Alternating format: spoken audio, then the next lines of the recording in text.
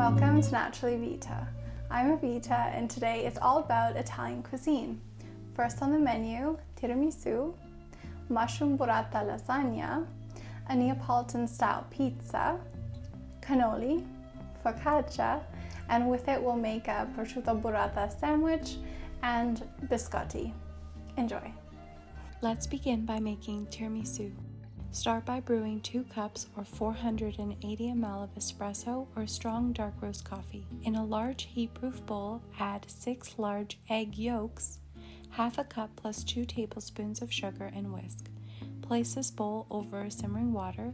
We'll use the double boiler method. Removing the bowl on and off the heat while whisking continuously allows you to achieve a gentle cook, and as you whisk continuously, the mixture will thicken and lighten substantially. In another bowl, add 450 grams of cold mascarpone and whisk.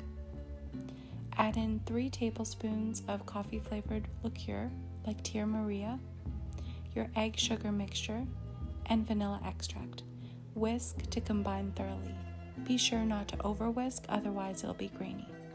In another bowl, add in 2 cups of 35% whipping cream, heavy cream that's cold, and whisk to form stiff peaks. Fold in the whipping cream to the egg sugar mixture until thoroughly combined. It'll be luscious and smooth.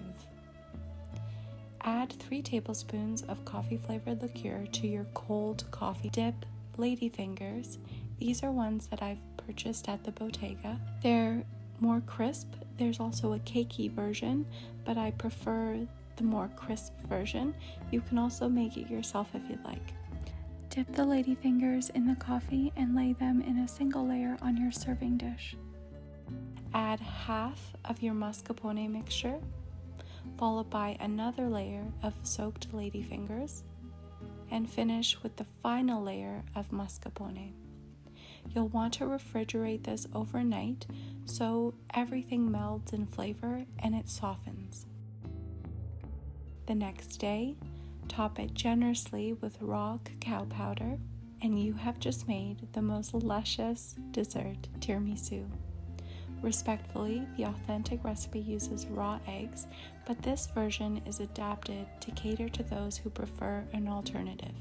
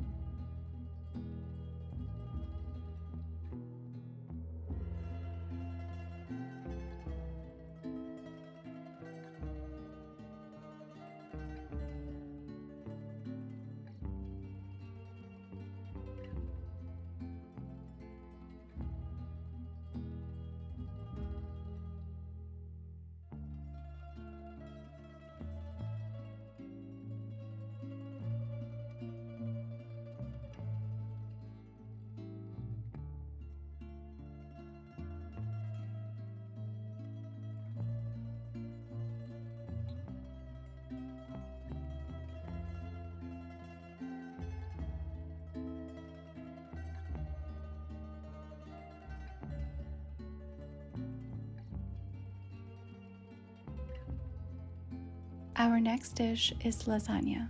This is a mushroom burrata lasagna, which is not traditional, but has all the flavors of a classic one. It can be made and enjoyed in a fraction of the time. Start by rough dicing your mushrooms and use a variety of them, like cremini, shiitake, oyster, maybe chestnut.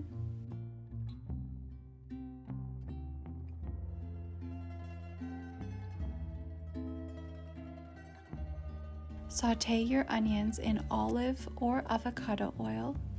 Add in the mushrooms and continue to cook until the mushrooms release their moisture. Add in dry oregano and basil. Add in a touch more oil, fresh garlic, and red chili flakes. Then add in homemade or store-bought tomato sauce and continue to cook. Bring a pot of water to boil and add salt. These are fresh pasta sheets, and you can make it yourself or pick it up at the market. You'll want to give them a little dip in the boiling salted water. And to assemble, you'll need a baking dish. Add a layer of sauce, the pasta sheets, sauce, Parmigiano Reggiano, and burrata, followed by pasta sheets, sauce, Parmigiano, and burrata. You'll want to bake this in the oven until the flavors melt and the cheese melts. Enjoy this lasagna right away. That way you'll taste the milky deliciousness from the burrata. You can drizzle a little bit of extra virgin olive oil and add some pepper if you'd like. Next, we'll make Neapolitan Style Pizza. The dough is made with double O flour, which is a finely milled flour, and it's allowed to slowly ferment. It will develop great flavor and a bit of tang. When you're ready to make the pizza, you'll want to form it into an individual ball and make sure that it's quite taut. You'll want to cover and allow it to proof in a warm spot in your kitchen or in a proofer. When you're ready to bake, sprinkle some semolina, hand stretch the dough, and add tomato sauce. You can add burrata and basil for margherita style pizza. You can add pepperoni, cheese, jalapenos, nduja, which is a spicy sausage, and maybe some hot honey. The toppings are endless. Next, we'll make cannolis. It has a golden crisp exterior and is filled with a subtly sweet ricotta filling.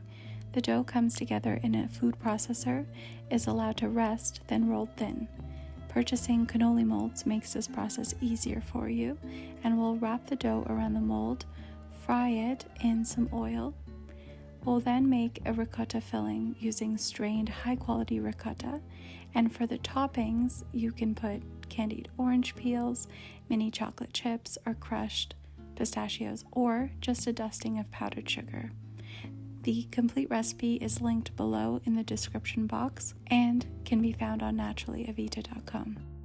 To make rosemary focaccia, combine instant yeast, all-purpose flour, lukewarm water, salt, and fresh chopped rosemary to a bowl of a stand mixer. Once the dough comes together, top with extra virgin olive oil, cover and refrigerate for 12 hours or overnight. Line a baking sheet with parchment paper, add oil, add the dough, dimple the dough, and put your desired toppings. Bake at 425 degrees for 25 to 30 minutes until it's golden and crispy. You can slice the focaccia, spread some mayo, add fresh basil, peppery arugula, truffle prosciutto, milky burrata, a drizzle of extra virgin olive oil, balsamic reduction, salt and pepper, and you have just made fresh bread and the best sandwich. Pistachio cranberry biscotti dipped in white chocolate. Start by creaming together butter and sugar in the bowl of a stand mixer fitted with a paddle attachment. Add in your orange zest and scrape down the sides. Add in vanilla extract and your eggs, followed by baking powder, salt, and your flour. You can customize this recipe to your tastes. In this one, I've put pistachios and dried cranberries. Once the dough forms, you'll want to divide it in half and form 2 logs. Preheat your oven to 350 degrees and add the 2 logs to your baking sheet.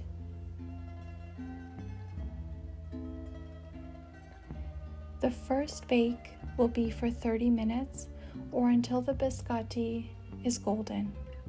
You'll allow it to cool. You'll slice it into 1.5 inch thick slices.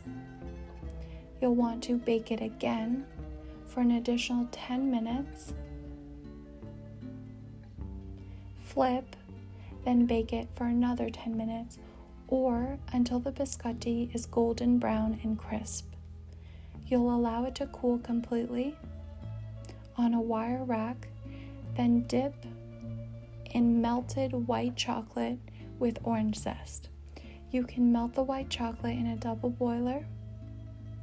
Allow your biscotti to cool and enjoy with maybe coffee, tea, or on its own. Biscotti means twice baked, and that's exactly what we did. The result will be an irresistibly crisp cookie. Enjoy!